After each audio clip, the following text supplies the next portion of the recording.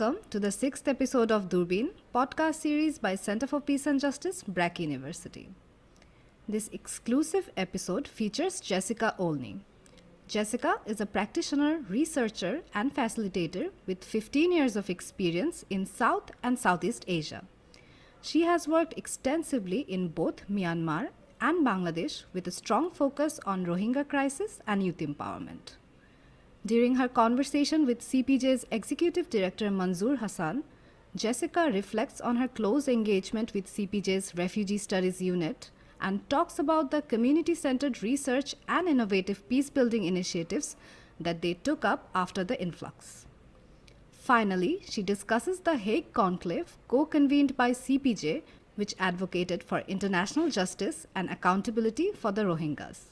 Tune in to hear from our guests. Jessica, hi, how are you?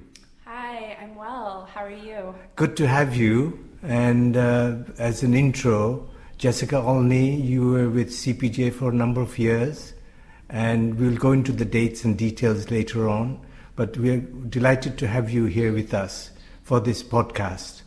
And I think we'll start kind of chronologically when you started work in Myanmar and then came over to Bangladesh. So can we start with that? When did you first come to Myanmar and started your work in that country? Sure. Yeah, happy to. Thank you so much for having the chance to reminisce and reflect a bit. I first worked in Myanmar in 2009 and for several years was helping with an NGO granting scholarships to youth from different communities and different ethnic communities, parts of the country who were, we could say, emerging leaders, but due to the very difficult higher education system in Myanmar, needed opportunities to pursue studies, especially in the social sciences, abroad. And so it was a scholarship program to help them and develop talent and kind of a knowledge base that could help Myanmar develop civil society and help guide the transition process that happened politically.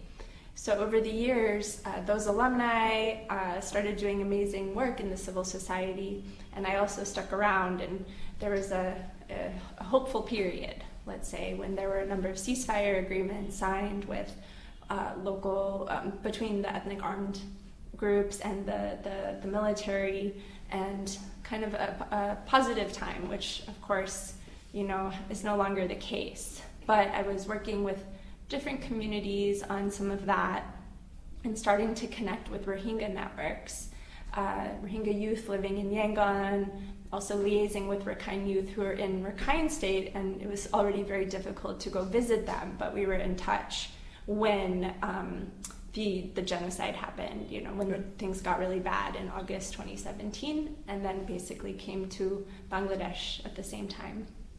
So were you basically kind of forced to leave the country, or did you just decide that you would like to move to Bangladesh with some of the friends that you knew within the Rohingya community? I decided to leave. It was a really heartbreaking time to be in Myanmar, especially the way that a lot of the society was standing against the Rohingya at that time. And I no longer could have faith working on supporting the peace process, you know, right. With the genocide happening. So when you came over to Bangladesh, what happened? Did you get involved with some of the activities in the camps, or were you sort of playing a different role altogether? Yeah, I originally came on a visit with an INGO that I was working for at the time, and met you and a couple other CPJ colleagues on the very first visit in October 2017. And I think we already started building a connection because there was an immediate realization that Bangladeshi youth, Rohingya youth, and Myanmar youth, you know, needed to be connected, and that was something we might be able to build bridges for over time. Right, and you got involved with CPJ because as we got involved with the Rohingya issue very much from the beginning of 2018 with some of the advocacy work that we started to do. So what was the first thing that you got involved with when it came to CPJ? Can you tell us a bit about that, the initial phase of the work that you were involved with CPJ? Yeah. I was with another organization for all of 2018, and then sort of building the friendship with CPJ, and then came on board as a visiting researcher starting in 2019. And the first big project I think we did was supported by UNDP, and it was a look at social cohesion and resilience and peace building between the refugee and host communities. So that was still the first, year and a half of the humanitarian response after the massive influx of Rohingya. And there was concern around tensions budding between the two communities. And that was the first time that we started to take this real anthropological lens, or a really community-based lens, to talk about things that tie into complex policy and conflict dynamics. But we just talked to people, all different types of people, and just heard from them and listened. And that became the basis of research methods that we continued to develop and deepen over the years, that really come down to something very grassroots of just meeting with communities, establishing some trust so that they feel listened to, and really raising the voices of what they're saying to policymakers and the international community. So I think from that first project, we had that sort of approach. And do you think that we managed to take the recommendations from the first research project to the following project that we started implementing? I think so, yeah, because people started to talk about their concerns around what was happening in the camps in such a dire environment, in a traumatized population, and the need to think proactively about social cohesion and peace building. So the next work we did in 2019 was funded by USAID. It was at the time the Obi Road program. And there were two projects that were funded in tandem, carried out in both the Rohingya and host communities. There were two different sets of curriculum that were a very sort of organic, peace building, civic learning curriculum, but designed so that we could train youth at a bit higher level, and then they could go into their own communities and do experiential, really hands-on trainings with others in the community. And the really amazing thing about this project, and why it's still very dear to me, was that we designed this very sophisticated program conceptually, but for non-literate lifelong learners. So people of any age who could, in a hands-on experiential way, learn complicated topics about peace and conflict and civic engagement, and people loved it. And how did we do that? What was the methodology behind it? Can you tell us a bit more about that? Yeah, so we did. We had engaged a couple of amazing curriculum consultants from Myanmar who'd been developing similar tools to support youth navigating conflict dynamics in their own country in Myanmar.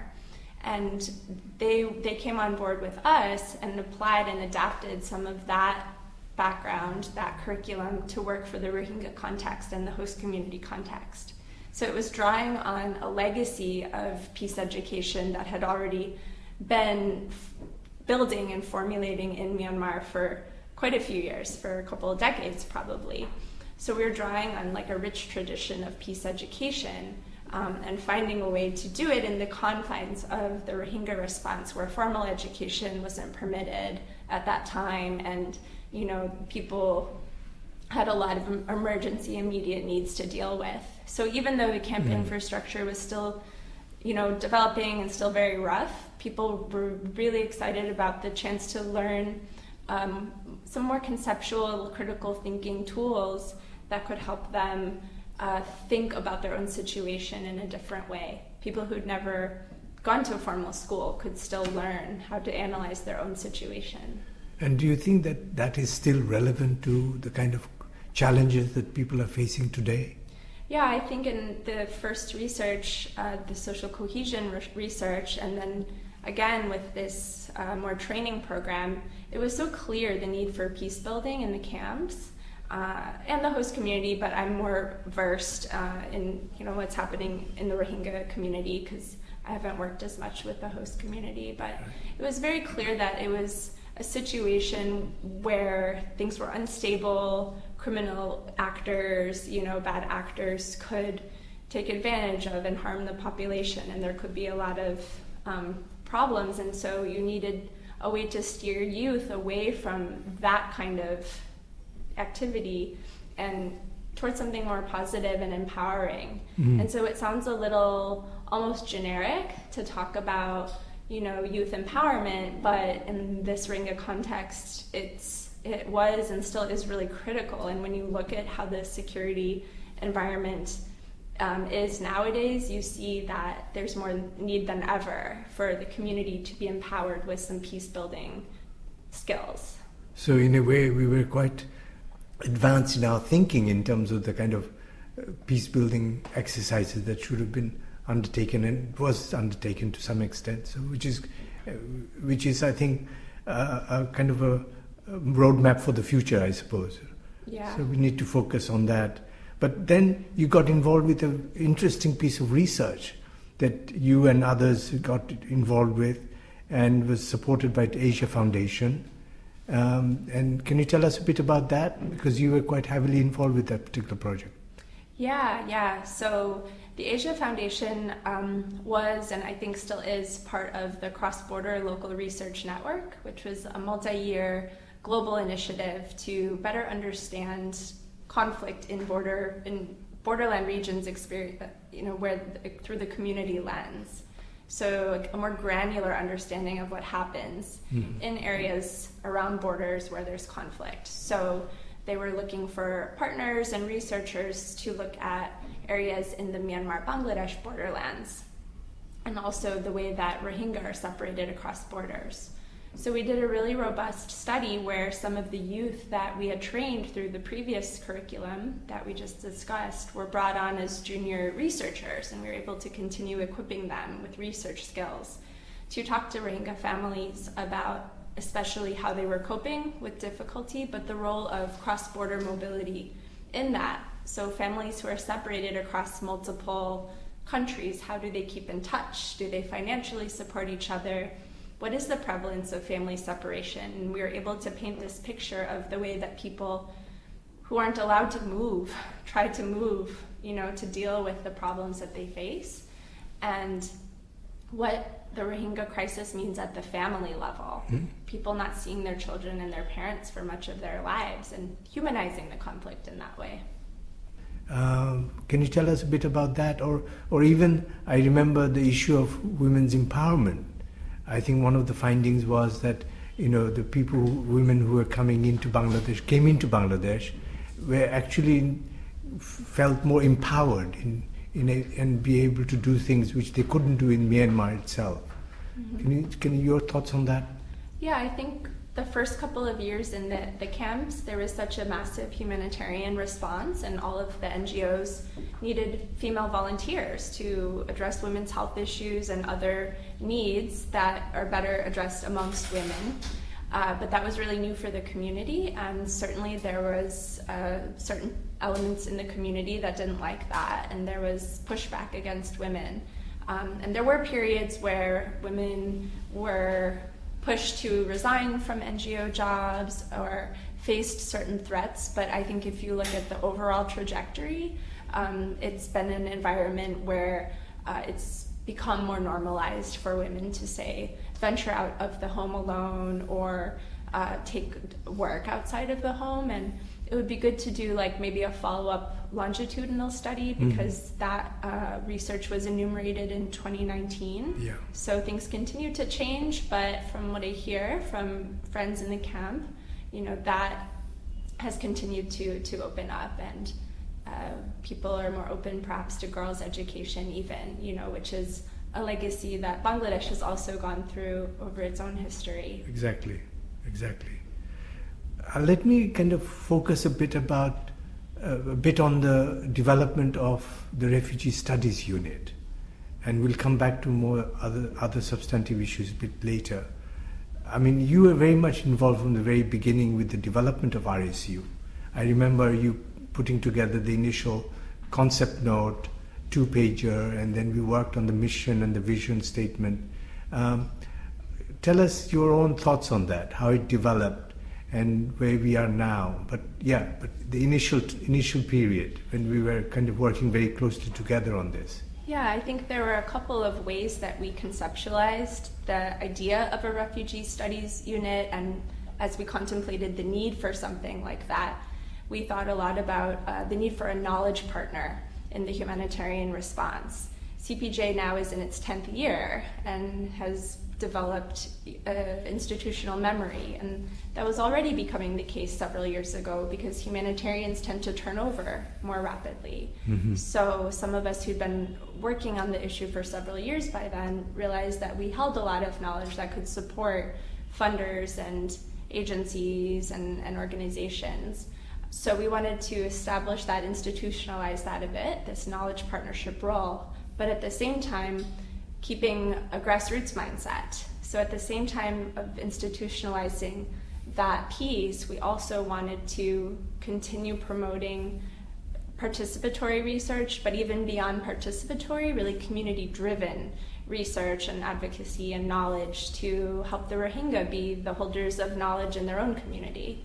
And so I think that's been woven through everything that CPJ's done, is managing to keep Rohingya voices at the center of the work, which has been very profound for one of the most voiceless communities in the world. And looking at what RSU has been able to do, do you feel that we are on the right track, or do you think that there could be some changes that we can bring about, or some new ideas that you can suggest, just looking ahead for RSU for the time being? Well, I have been working on some other things the last couple of years, so haven't been around as much.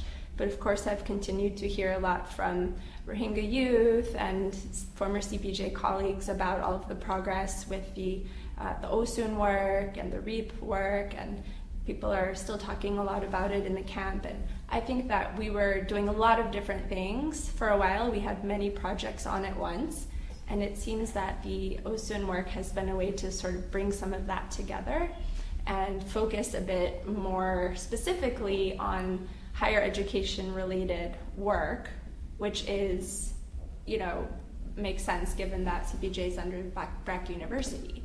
And I think all of the issues we've always tried to address and understand are relevant and will continue to be so, and the dynamics change over time. So research is an ongoing need. It doesn't finish, especially in such a charged and changing environment. So the need for a knowledge partner in the response only grows more important the more years and the more turnovers go by. The need for peace in the camps is more obvious than ever. And engaging youth is always the key. And there are youth who've spent half their childhood in the camps and are now of an age, when there might be ways that we could be engaging with them. And so looking ahead, it's kind of to keep those ideas, those concepts in mind. And sometimes it seems like the stakes just keep getting higher, given how fragile things have been. Okay, Jessica, one of the things that you were quite heavily involved with was this idea of developing an informal trust network within the young people in the camps, and I think this has become a very integral part of the work that RSU does, working with the trust network, informal trust network. Give us your thoughts on this. How did we develop this, and how do you think it can transform the lives of young people? Yeah, I think we've been talking a little bit so far about the relationship building aspect that we undertook in the Rohingya and host communities, and I think an outcome of good relationship building is trust, and people are open to sharing the difficulties in their lives. So during COVID, we were in a unique position because we had already built relationships and built trust with a lot of people in the community at a time when we couldn't physically visit them and maybe do that relationship building in the same way. And the long-term relationships started to already prove themselves important because we were able to keep in touch with youth in the camps through a project that was funded by FCDO and the Asia Foundation, and we were having youth just keep talking to people in their networks about different issues. They couldn't walk around the camps and talk to people at random in the same way during lockdowns, but they could call a friend or a teacher or a religious leader that they already knew and just see how people were doing. So we called that trust networks. Yeah. People talking to people they trust, and it's not the same as doing randomly sampled representative research, but it gave us a really good finger on the pulse. And we would have what we called chat hours every week, where they didn't have a good enough internet connection in the camps to jump on a Zoom call, but they could often use WhatsApp. So we would all get on WhatsApp at an agreed time and have a crazy, wild, long WhatsApp chat with, messages just flying for an hour. And then sometimes we were able to start doing that on using a calling platform, depending on the connection. And this was the innovation that we all came up with, right? Using the WhatsApp platform. Mm-hmm. And you actually, I think, if I remember correctly, many meetings were held on that platform, and some documents were also prepared. Some briefing papers, briefing notes were prepared based on those conversations. Am I right? Yeah, I think we even had, there were no international delegations, obviously, visiting the camps during the height of COVID, but we were able to have some guests meet with our youth volunteers remotely. And over time we realized this isn't just something we're doing to keep in touch with each other, it's actually becoming its own method, it's its own research approach. And you actually had people from all over the world join the conversation. Yeah, we would have different guests. It would often be people who'd reached out to say they were doing some study or, had some article or something about the Rohingya issue, and did we have any community contacts? And we would say, not only do we have community contacts, we have a team of 20 volunteers who are all going to show up on WhatsApp at the same time next week, and you can join us for a chat.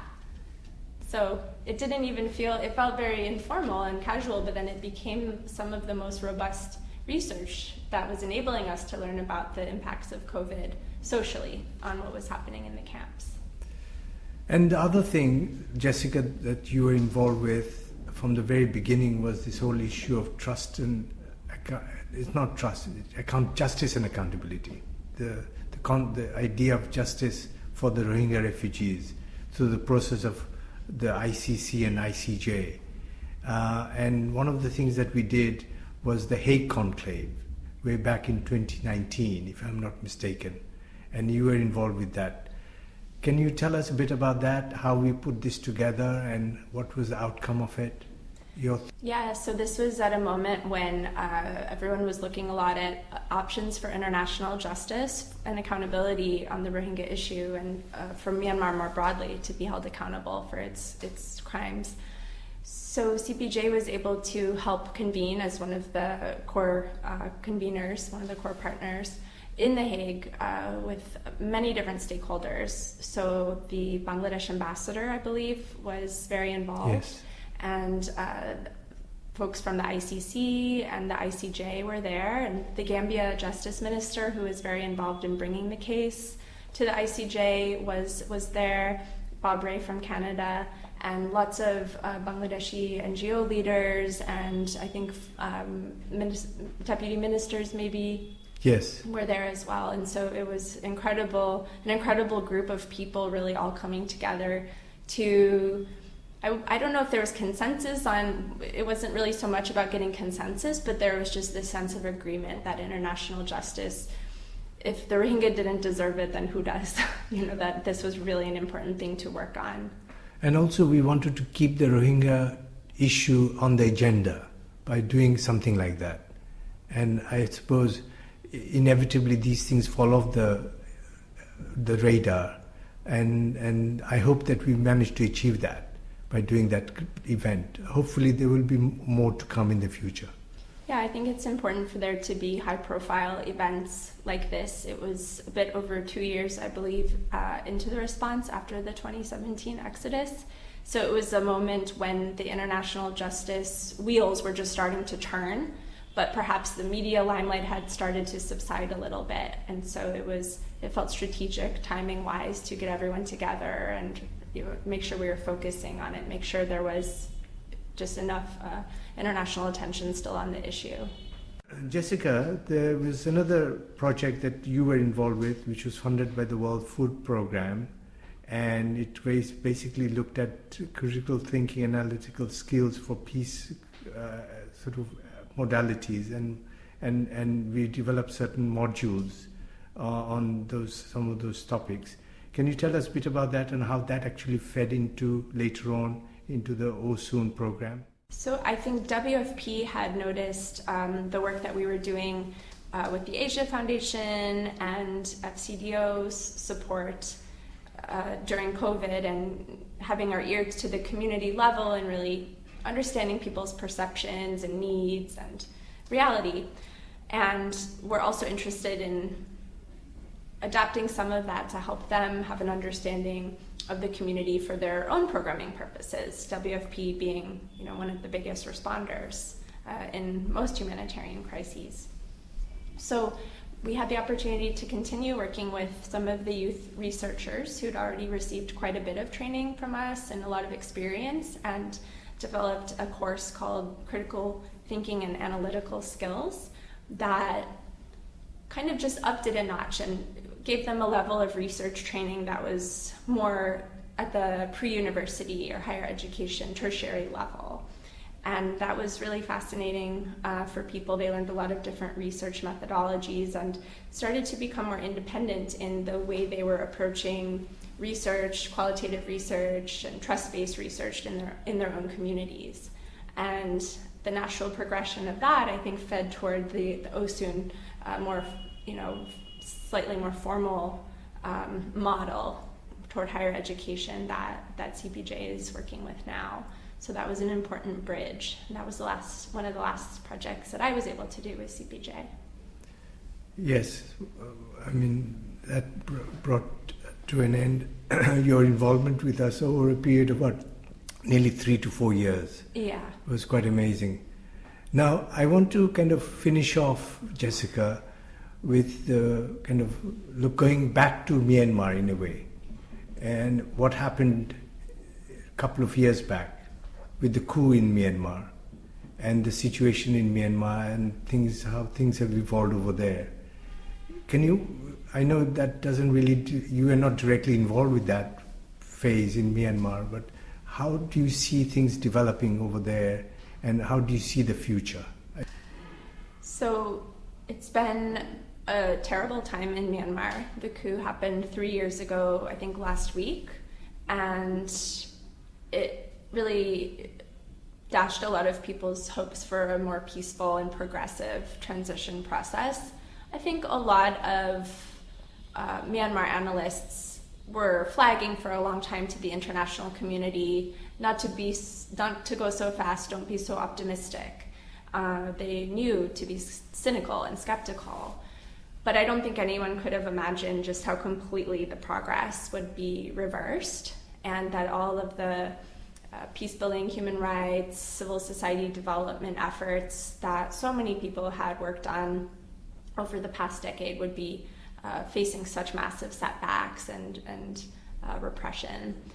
So I think collectively maybe folks in Myanmar realized that political and peaceful approaches weren't working, and they're more focused on a revolutionary movement now.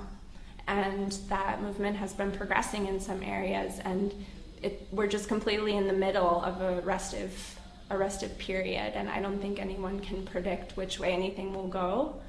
We see it starting to affect Bangladesh quite quickly right now, this week, and for the last few months there's been more and more fighting in Rakhine State, where Myanmar shares a border with Bangladesh, and that obviously is a big concern for Bangladesh as well. So it's a bad time. It's one of the worst times, and the people are dedicated to moving forward and really transforming the political landscape completely. And I think they are facing just unbelievable setbacks, which is also a huge setback for the Rohingya. But perhaps it opens up some space for reconciliation and mending some relationships, because it's very clear, that the military junta is the oppressor of the people. The Rohingya are not the problem. Jessica, thank you very much, and really to say that having you with us at CPJ and working on the various issues and projects connected with the Rohingya community and the refugees was immensely valuable and critical. So thank you very much for that, and I hope that we will keep in touch, and you'll be a well-wisher of CPJ and RSU for the years to come. So wonderful to have you today. Good to have this conversation, and wish you all the best. Thank you. I will always be one of the top fans of CPJ, and it's really great to have a moment to reflect together. So again, thank you so much for having me.